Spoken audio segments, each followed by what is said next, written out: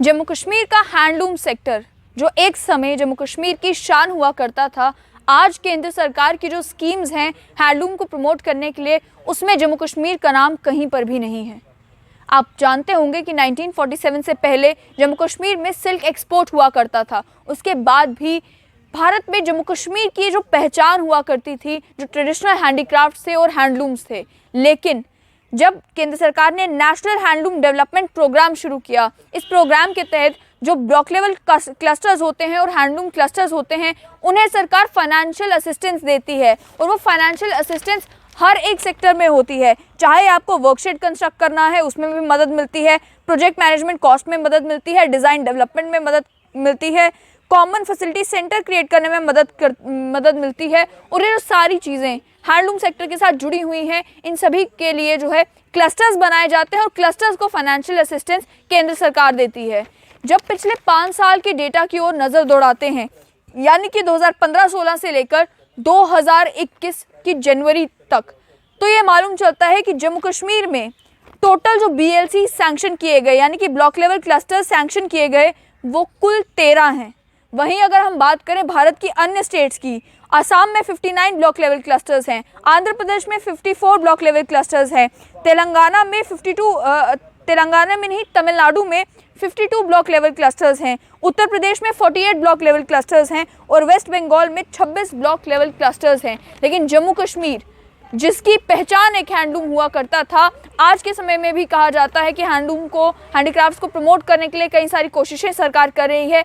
वहाँ जम्मू कश्मीर में केवल 13 ब्लॉक लेवल क्लस्टर्स जो हैं वो सैंक्शन किए गए हैं स्कीम के तहत। और इस स्कीम के बारे में भी मैं आपको ये बता दूं कि स्टेट गवर्नमेंट्स जो हैं वो प्रपोजल भेजती हैं स्कीम के तहत, तब जाके ब्लॉक लेवल क्लस्टर्स जो हैं वो सैंक्शन होते हैं। तो क्या कारण है कि 2015-16 से लेकर 2021 आ चुका है, इन सालों में केवल 13 ही क्लस्टर्स जो हैं वो जम्मू कश्मीर में सैंक्शन हुए हैं। वहीं ये भी बता दूं आपको कि इन 13 क्लस्टर्स के लिए 5.23 करोड़ रुपीस रिलीज़ हुए हैं, जिसमें केवल 2953 बेनिफिशरीज जो हैं वो इस स्कीम के तहत रहे हैं। वहीं बाकी स्टेट्स में जब आप देखते हैं, तमिलनाडु की ही अगर बात करें, 38 करोड़ रुपीस जो हैं तमिलनाडु में ब्लॉक लेवल क्लस्टर्स को रिलीज़ हुए, 58,268 बेनिफिशरीज जो हैं वो इसमें कवर हुए। असम की बात करें, 44.21 करोड़ रुपीस सैंक्शन हुए और 52,772 बेनिफिशरीज इस स्कीम के तहत कवर हुए। जम्मू कश्मीर में ब्लॉक लेवल क्लस्टर्स का नंबर भी कम, अमाउंट जो सैंक्शन हुई उसका अमाउंट भी कम और साथ ही में बेनिफिशरीज भी कम। आखिर क्यों?